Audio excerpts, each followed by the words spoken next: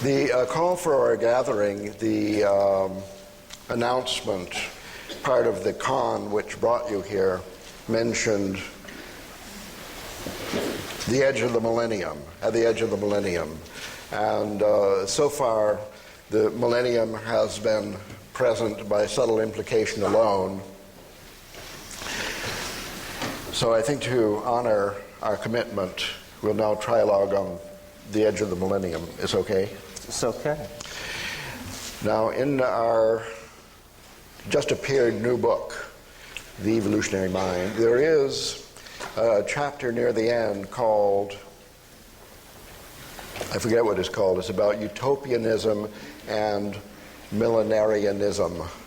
Two pretty long isms which altogether add up to an overdose of different approaches to the future which are more or less classical. And there we spoke extensively of the extant literature and literary tradition and industry of utopian and millenarian genre.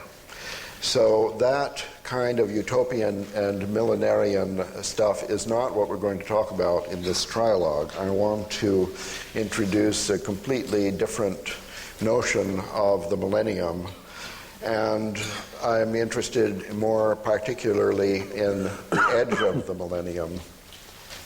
And here's how it goes. This is partly, according to me, a mathematical view of history that brings up this particular version of the idea of the millennium.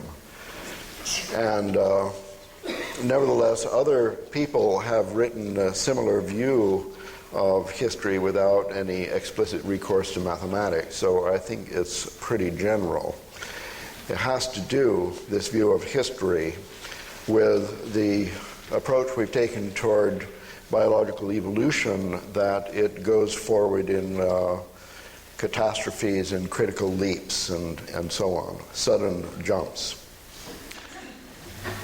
The punctuated equilibrium approach to history says that history goes along in a kind of a level plateau, developmentally speaking, although there may be a gradual development up or down overall. And then every once in a while there is a big leap. The first such view of history, I think, that we know about was presented by the ancient Egyptians. So this is nothing new. Now, in my own work, I have classified some major plateaus, including the last one, the one that we're at the end of now, according to my system of history, began 6,000 years ago or 5,500 years ago with the invention of the wheel and the first city-states and stuff like that, talking Sumer, talking Babylonia, talking ancient Egypt here. And so that's a 6,000-year plateau. Now, other people, for example, Bill Thompson, somebody we know and talk to about world cultural history, he has a similar scheme in which the plateau now ending is only 300 or 400 years old.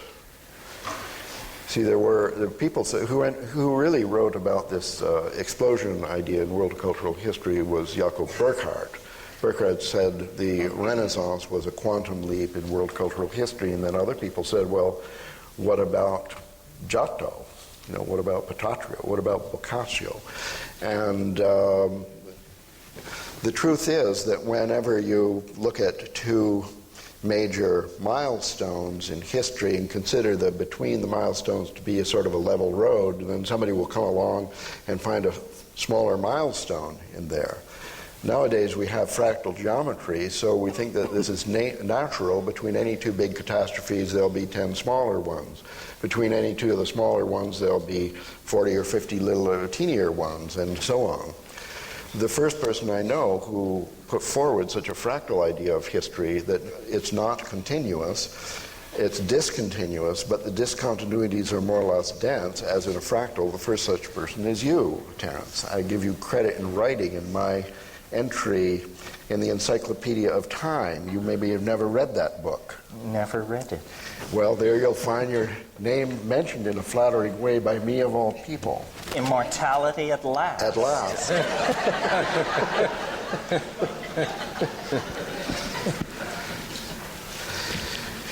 Well, to make a long story short, it's these controversial plateaus of history that I'm going to call millennia. And then if you want to go back to chapter 10 of the Evolutionary Mind and to read there about the history of the millenarial concept, then you'll see that the first one, wherein the number 1000 was actually mentioned for the length of one of these plateaus, it gave his name to the thing. It was a special case of my more abstract idea of millennium. It's the plateau of history. And what I mean by the edge of millennium is those times when there's the snap-out from one equilibrium to another. Cro-Magnon comes out of Neanderthalis or whatever it is, and oxygen comes out of the archaeobiological background and whatever. And the interest of this, according to me, is why are we here? Who would talk about the evolutionary mind? Who cares about the good and evil and the evolution of species and so on? This must be interesting only to the degree to which it informs us in this very present moment regarding our choices that we will make in the creation of the future. So according to chaos theory and its partner theory of bifurcations, this is one of the main things that teaches something like the butterfly effect that you've heard about.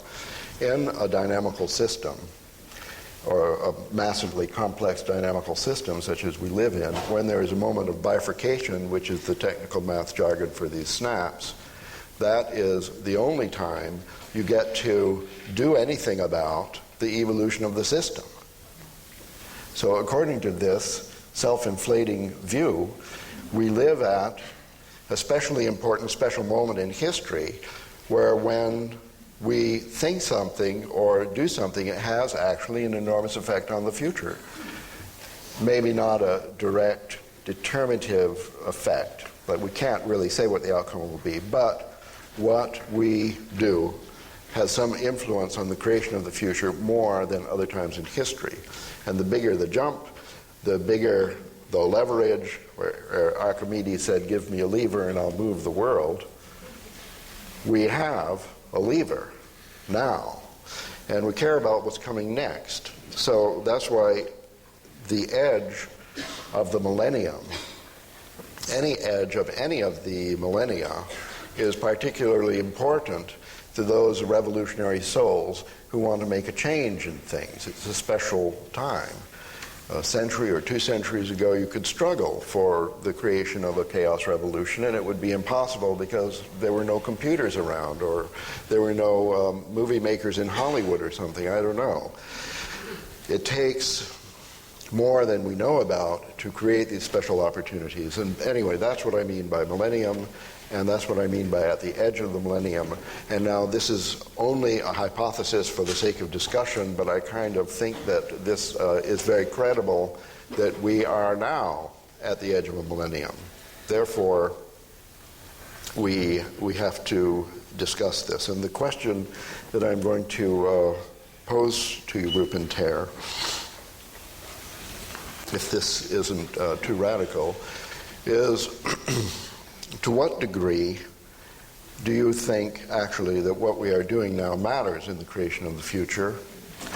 And if there is any possibility that what we do matters in the creation of the future, what kind of future or what kind of change are we trying to create And to what degree what we are actually doing, for example, what we are talking about today, what we are doing today, to what degree could that possibly be a real effect, a real benefit in creating the future that we want to create, in contrast to other things that we might do, like go to the beach and pray or whatever.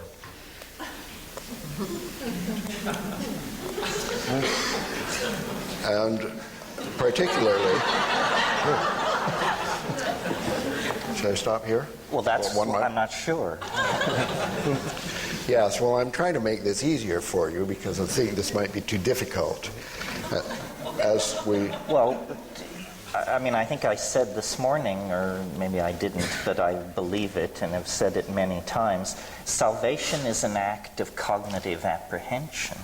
So we do matter, because to the degree that we are ignorant, avidya in the Buddhist lexicon, we retard universal progress towards some kind of enlightenment. But the doctrine of avidya, this is standing for all time since 1800 BC.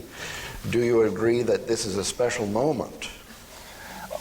Yes, I think so. Not only a special moment, but the other thing I would call people's attention to is the fact that no matter whether you scammed your way in here today, and no matter whether you're going to go back to an appliance box that you live in under a bridge, the odds are that you are very close to the top of the pyramid of global empowerment. You are mostly white, mostly well-educated, mostly have enough disposable income to come to an event like this. It's worth pointing out that all that rides on the backs of those who do not have such privilege. And so, yeah, this is a moment of enormous opportunity, and those who find themselves in this moment with power, defined however you care to define it, have a moral obligation to act. And I don't advocate a certain political agenda, not that we must become Marxists or that we must become anything. What we must become is clear.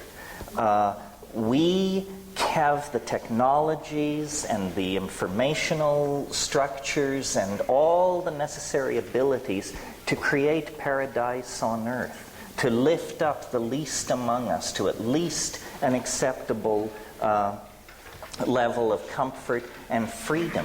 Why do we not do that? Because what stands in our way is our own minds, our own habits. We must change our minds. That's the most powerful political work people in this room could do. And there is nobody who is so enlightened that they don't need to work on themselves and do this. To the degree that we can change our minds, we will escape extinction, marginality, and so forth and so on. And to the degree that we cannot change our minds, we will prolong the agony, perhaps unto death and extinction, perhaps only making the struggle more difficult. But yes, this is a moment of enormous opportunity. We have a yes. A yes. So you agree that it's a moment of special opportunity over the long and short scales of time, according to either mathematics or novelty theory? Yes.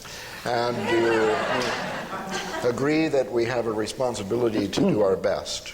Yes. And what you have to tell us is that if the 200 of us here change our minds, that would somehow have an ameliorative effect on the rest of the world and our creation of the future. Yes. How? How would it have this effect? Yes. By telepathic means, by the romance of photons. No, I think by the spread of clarity. The spread of clarity. The elimination of redundancy in the system, and the spreading of a sense of shared purpose and the possibility of achieving that purpose. It doesn't matter what you do beyond changing your mind for a better clarity? Well, I don't want to say absolutely it doesn't matter, but I think that's the first obligation. If you charge off with some political agenda that is not informed by clarity, you're going to end up with business as usual. The road to hell is paved with good intentions, but it is not paved with clarity.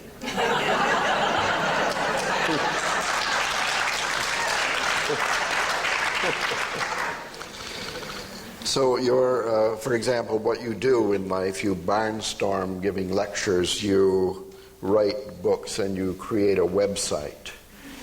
And the effect of this, hopefully, will be to promote clarity. Correct.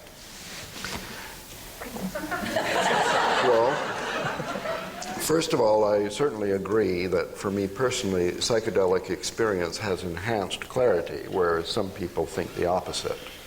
Well, let us have vigorous debate by informed parties on this subject.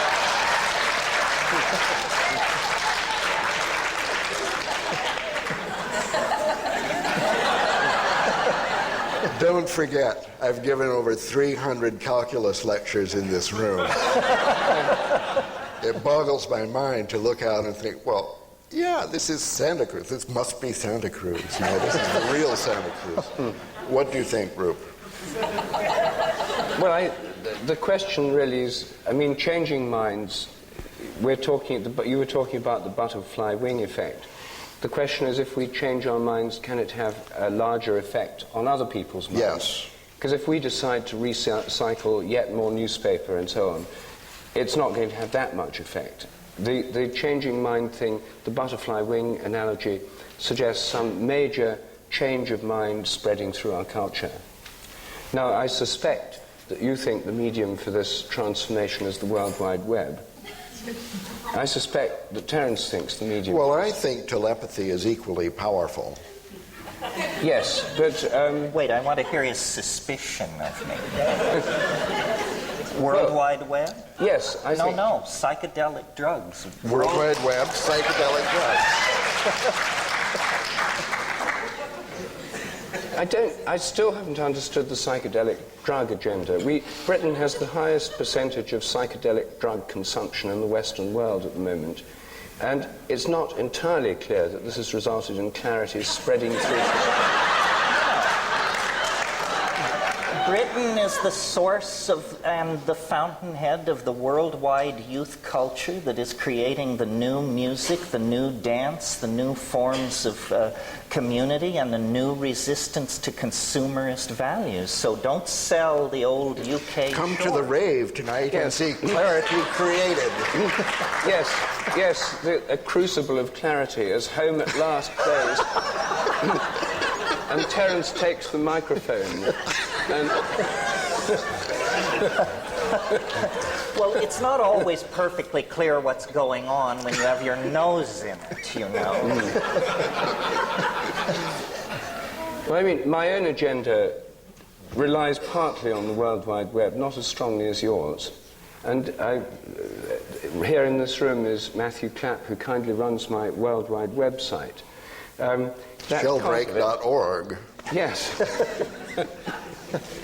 So, but my own view is that this clarity involves breaking the spell of rationalism, Cartesianism, a spell woven more powerfully than ever before this morning by Terence. I mean, it took on a new level of spellbinding in the way you described it. It's to recognize that we're far more interconnected, we're far more participatory in our relation with the world than this cognitive kind of science and cognitive model of the mind would tell us. And so I think the secret to waking us up, one of the secrets is psychic pets. As you know, this is one of my particular themes. And the purpose of... I wrote a book which some of you may have seen called 7 Experiments That Could Change the World. The purpose of this was to find simple experiments that could give us clarity on issues that we know about already, which could actually have a transformative effect on our view of the world. They're to do with changing our scientific view of the world. And the scientific view of the world is a particularly important part of the spell that binds us all and that affects our whole civilization, our whole industrial culture. And it's an exceptionally narrow and dissociated view of the world at the moment. The reason I think psychic pets could play this part is, first of all, there's more of them than psychedelics. I mean, they're everywhere. There are lots and lots of dogs and cats that have telepathic bonds with their owners. About 50% of Americans feel that they've had a telepathic bond with an animal. Now, to recognize what so many people already know, through experiments to test these to see if they're real, and so far the experiments suggest they are real, this can give permission for people to recognize what they already know.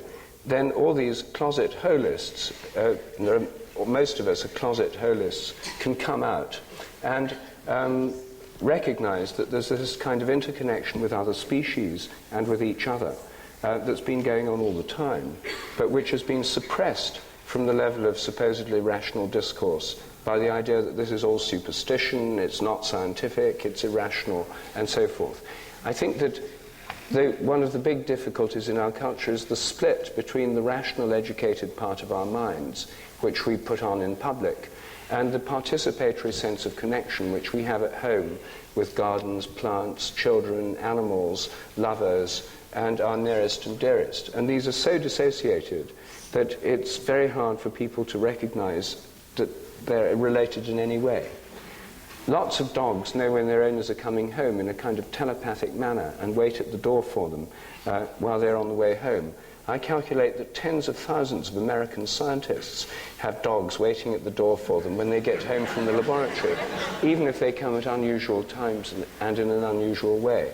Yet, this phenomenon has been so subject to taboo that it's never been investigated scientifically at all. It could have been investigated at any time in the last 500 or 5,000 years. But the fact is the first investigations are happening at present.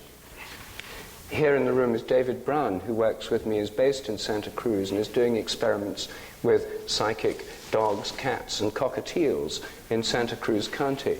And if any of you have such animals, please let him or me know at the end, because we'd love to investigate your animals.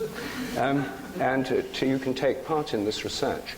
So I think that grassroots research based on phenomena that are actually common sense, that are part of everyday life for many people, could help to wake us up, to give a greater clarity about what's really going on, and make us recognize that there's far more interconnection between us and other species and us and other people than is admitted in the scientific view of things, which is the worldview which most people feel they have permission to talk about in public.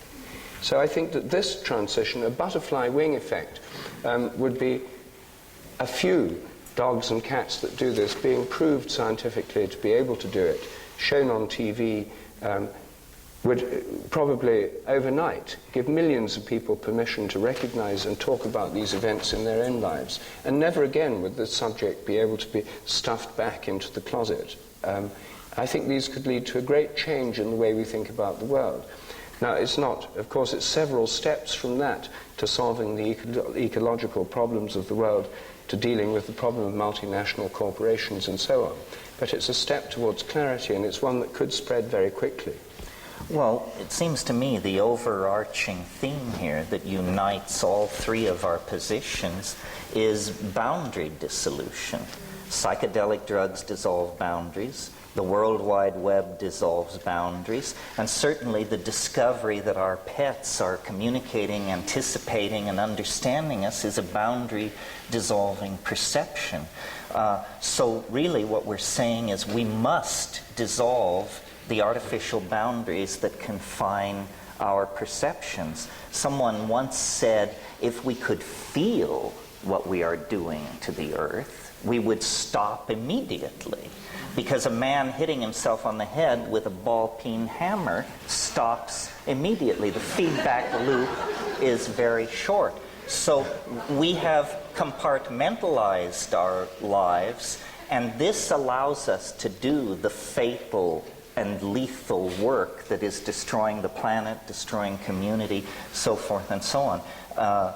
So maybe three answers as diverse as you've just heard here, you might search your own soul and ask what obsession or interest of mine would contribute to the grand project of boundary dissolution. Certainly, it is not the affirmation of cultural values. Culture is a scheme for maintaining and creating boundaries. It replaces reality with a linguistically supported delusion, and behind that delusion then pogroms, programs of genocide, arms races, sexism, racism, all can operate very, very comfortably. Ralph earlier mentioned love. Generally speaking, love is a boundary-dissolving enterprise. So I think each of us, the three of us, all of you, in our way, should find ways to express love. And it's not treacly, it's not woo-woo, it's a very practical matter that has thousands of expressions. As long as we believe in mind and matter, rich and poor, living and dead, aboriginal and advanced, black and white, man and woman, then we're inevitably going to carry on a dualistic analysis of our dilemma, and we're going to produce incomplete agendas and answers.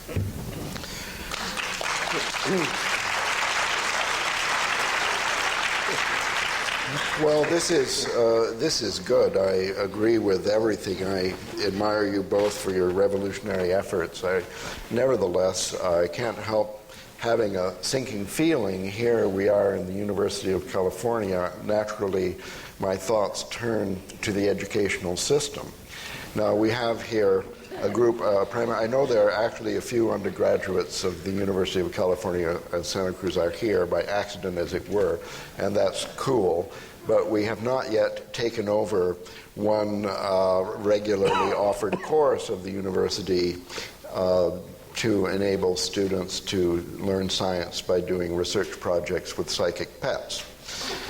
Well, Ralph, the university is the last place where you would look for this. The university is the manufacturer of these cultural values that imprison us. Well, that's why I'm bringing up this subject of education at this time. I think we've discussed the problem of education before, but my experience is that no amount of clarity in this group of 200 and other like groups is going to matter one whit when we are all adults. You see, the next generation will have to face the same butterfly problem with the same lever, because the majority of people will have their paradigm set in K through 12 in some archaic school system that sees its primary business to work against a worldwide cultural revolution.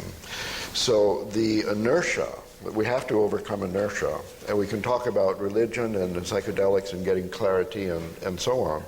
We know that the scientific establishment is a big obstacle as far as environmental problems are concerned, and so Rupert's work, the ultimate effect will be to deconstruct or revolutionize science, is very important in making a transformation among adult scientists worldwide. How can this matter at all if there's no change in the educational system, K through 12, pre-K, pre-K, and back to the womb, the parents, and so on? That this chicken and egg loop has got to be touched somewhere in a more sensitive spot than the adult community.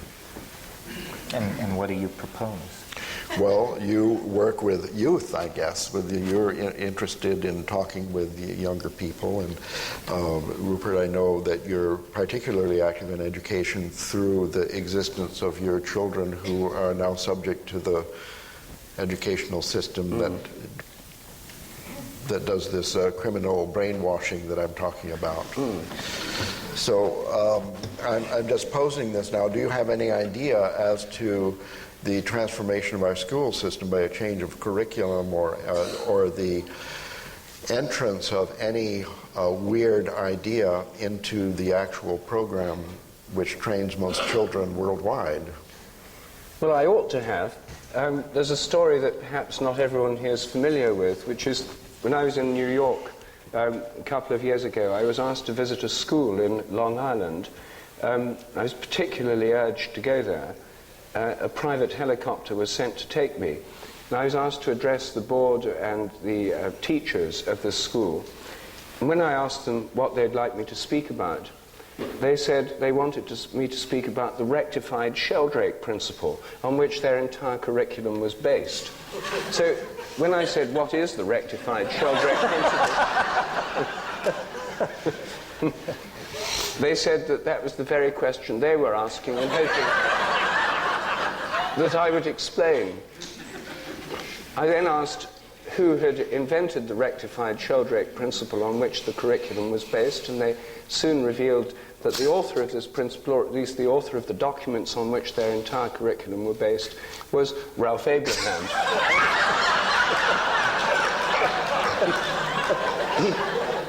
By careful questioning, I was able to find out that the rectified Sheldrake principle meant that because of morphic resonance and habits of learning, the sequence of events in which people should learn things in school should follow the historical process.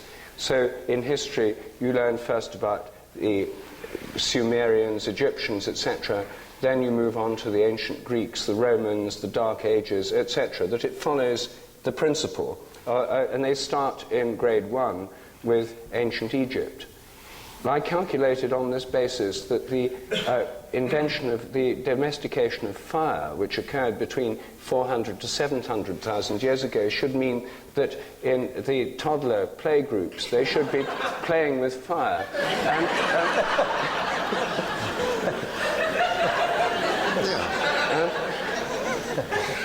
And, I pointed this out, but that wasn't part of the curriculum I was suggesting.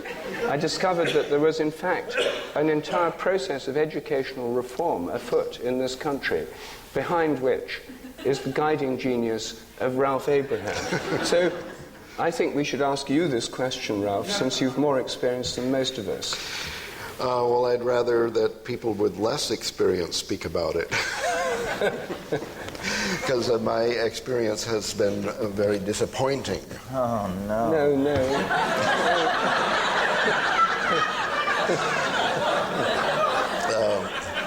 Here is the problem as I perceive it, and maybe you can help me get through this one. The children are innocent and trusting and will try any curricular reform experiment. They'll try anything, which they have done in different schools around the world with great effect. It was only a couple days ago I was at the Intel farm, they call it, in Oregon, where 10,000 people work on realizing Terence's dream. And making psychedelic drugs available to everyone? Oh, a different dream. And they know what I mean. Chips, not hits. Casually over lunch, I revealed my revolutionary program for the schools to a software engineer who was sitting there, and he said, oh, well, this historical curriculum. He said, I'm an Armenian, and Armenia Algeria. He says, I'm from Algeria, and my school was exactly it was wonderful. You know, so there are places in the world where even my experiment has been tried. The problem is this, the children, okay, the owners of the school, the people, everything is fine. The problem is with the teachers and parents. The teachers have been trained. That's one problem. And the parents have been frightened, I guess. So the parents absolutely refuse any experiments that would affect their children because the danger of a failure. You see that they consider the current system, which is guaranteed to fail, is somehow safer than an experimental system that might fail. The insecurity itself is a source of anxiety. Well, I'm just analyzing. I don't really know what goes through their mind, but what I have discovered is that groups of parents come in and physically attack the teachers, the administrators, and so on, to guarantee that the time-worn, failure-proved system is performed as it always has been. Do you see the problem? Older people seem to That's be the why problem. Terence has recommended mushrooms. That's why Rupert has suggested psychic pets. You see how revolutionary is psychic pets? We're talking about the parents here, who after it's proof to them that what they already know is true by somebody in the authority of the scientific establishment, then their truth will become true for them for the first time due to the fact that they trust authority more than they trust their own experience.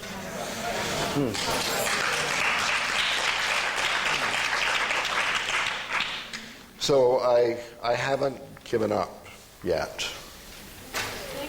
with the educational system, but I'm still seeking some little way around this very deeply ingrained habit. And part of the problem is, as the stakes rise, the clenching on the part of the geriatric establishment becomes even more intensified. So, for example, right now, the worldwide epidemic of youth bashing is the most counterproductive thing we could possibly generate. I mean, we're leaning on the very people who are going to have to save the situation.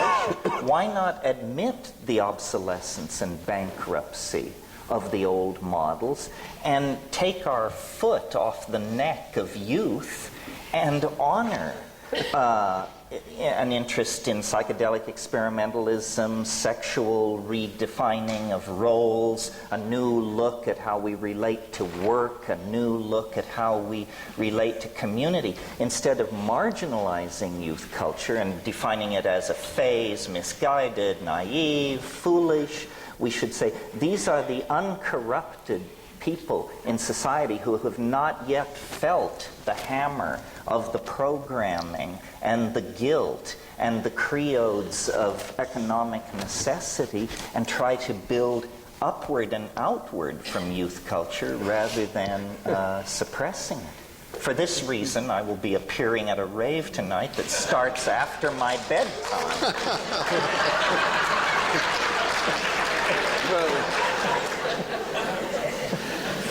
Yeah, Ruth. I wish I could be persuaded by your persuasive rhetoric.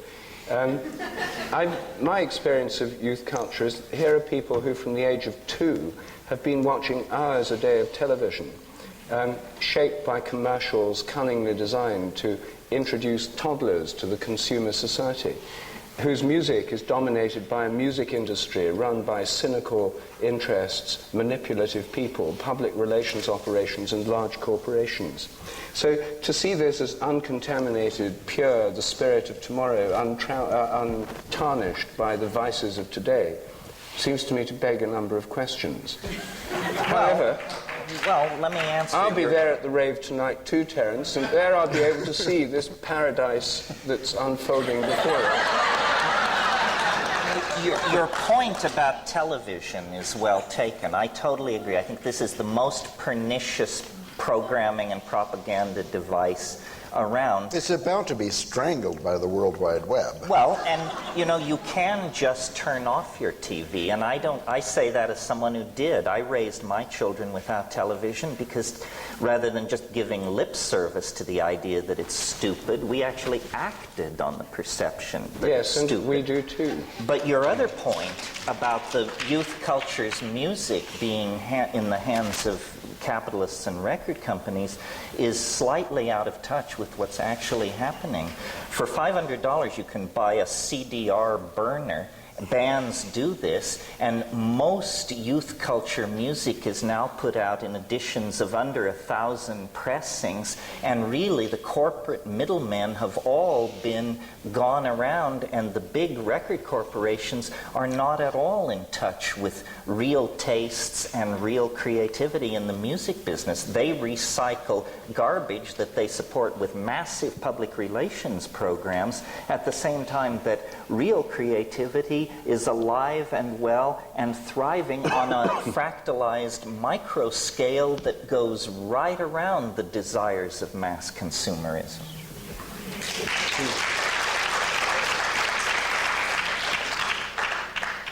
Sorry to interrupt.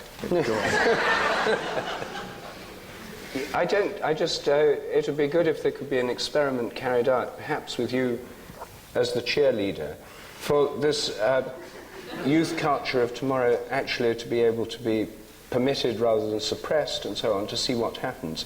There are quite a number of experiments in this, I would have thought, going on spontaneously. It's not as if all these people involved in this culture are totally controlled by parents, teachers, etc. Many of them are not under direct control in this way at all. But you're still going to have educational systems, school systems of one kind or another. And it's not clear to me that more raves and psychedelics are going automatically to generate that. Well, I would offer as an example, I think the place on the planet where youth culture is most in control of the social agenda, in other words, where youth's preference for psychedelic drugs is honored, where youth's music is honored, where microeconomic systems built by youth are honored, is the Netherlands, Holland.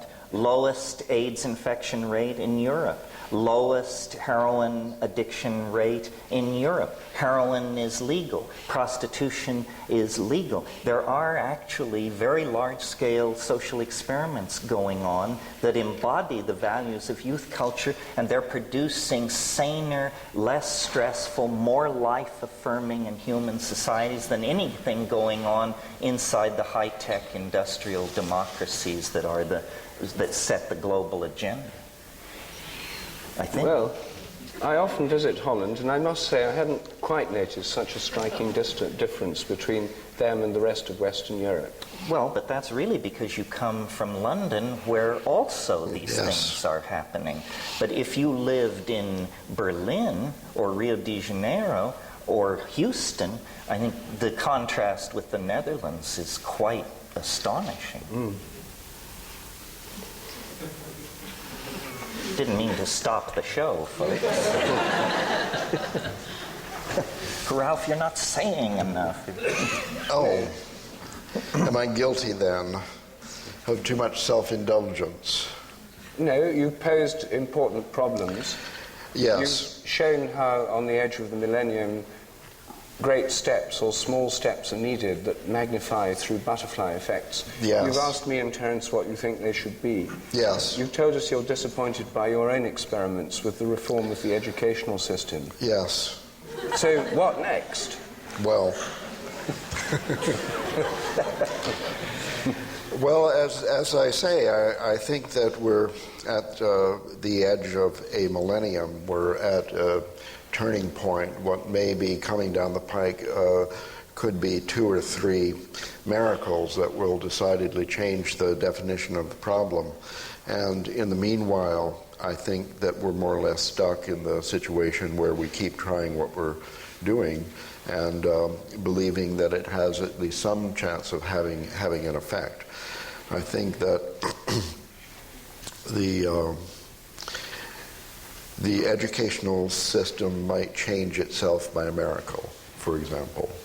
And it could do that in a way that had nothing whatsoever to do with any of our efforts, or in fact it may be that some little thing that we did mattered. I think that your work in the revolution of science is very important and very promising, and it's proceeded with essentially without funding, because the genius of the program that you've evolved is that it has this enormous leverage, and at every crossing of the road you've made the right choice to get more leverage.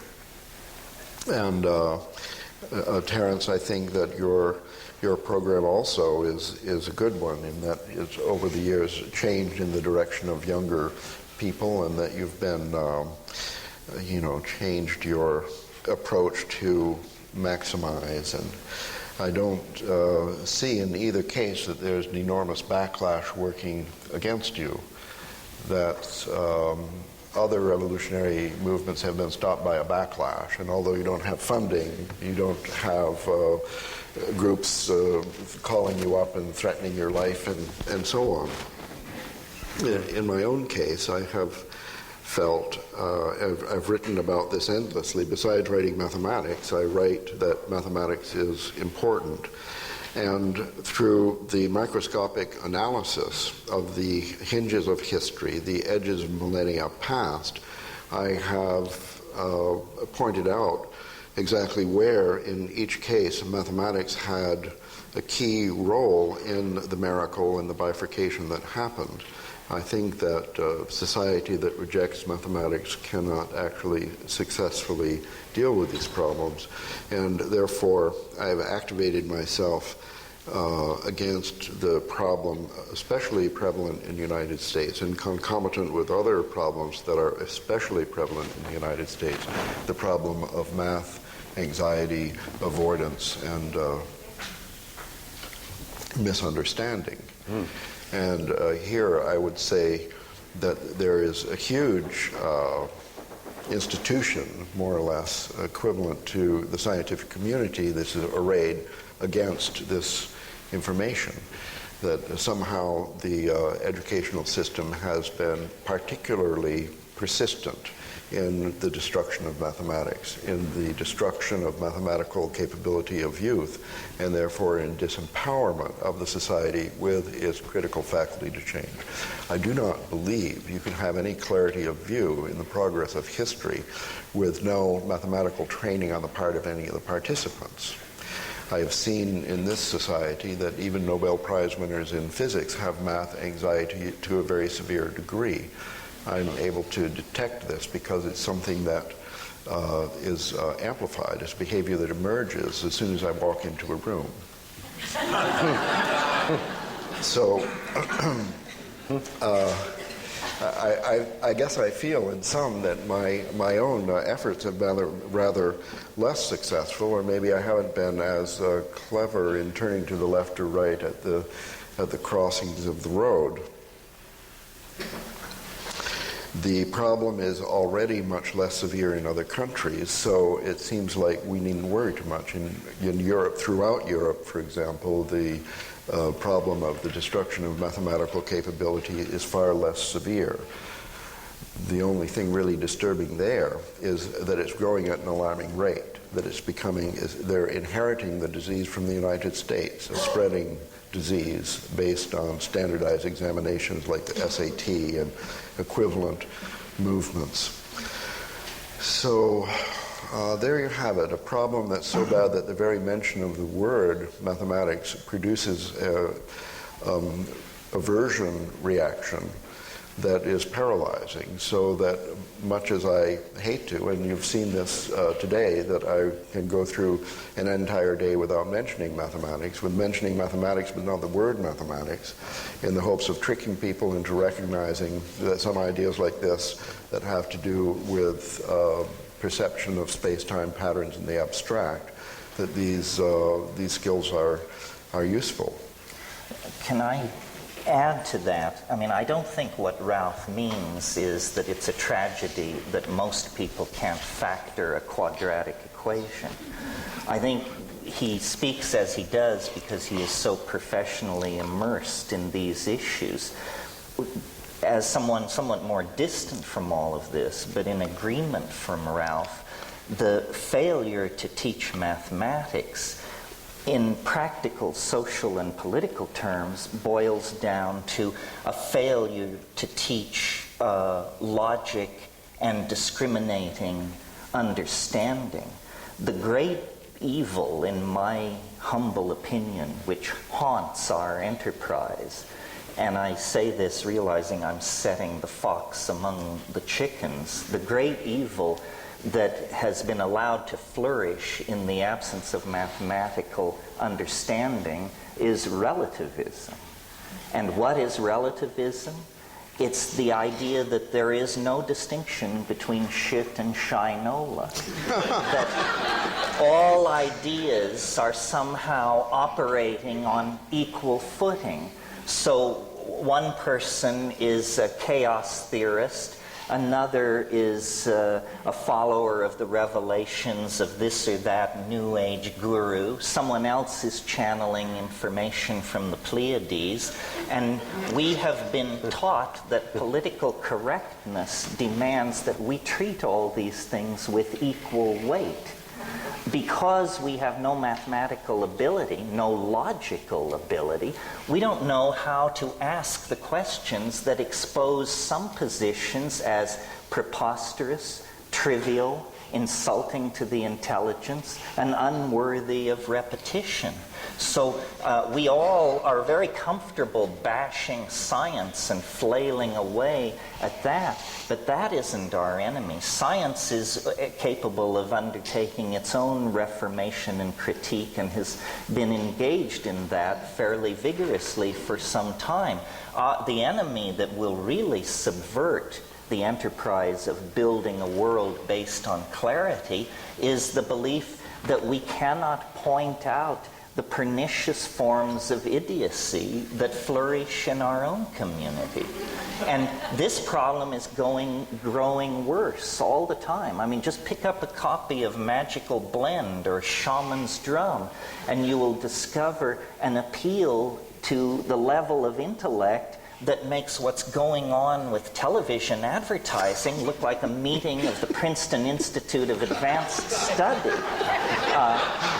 We have tolerated too many loose heads in our community.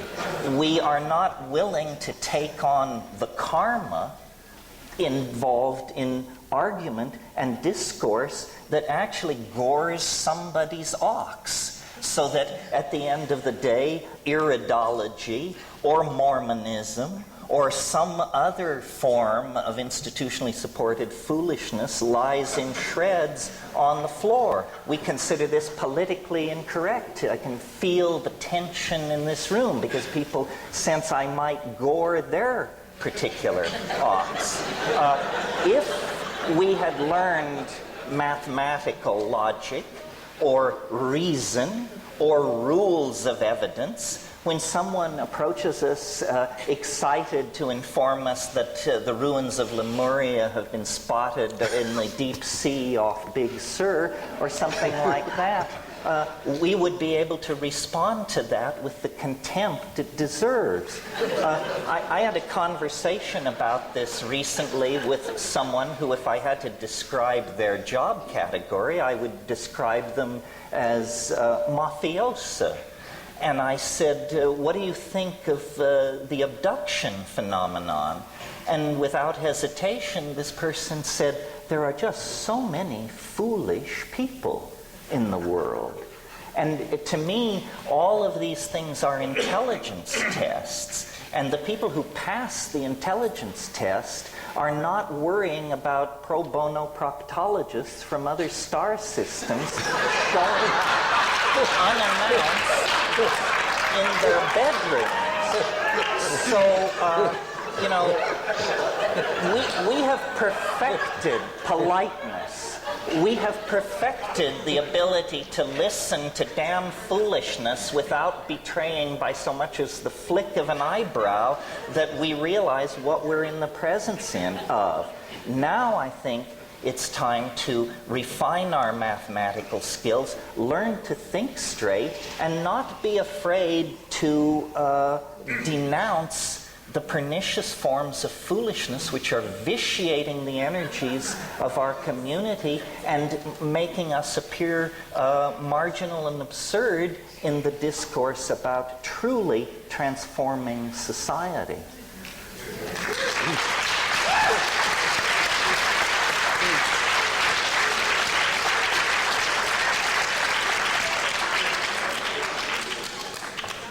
Well, I can't wait to see this laboratory of clarity unfold before me tonight, as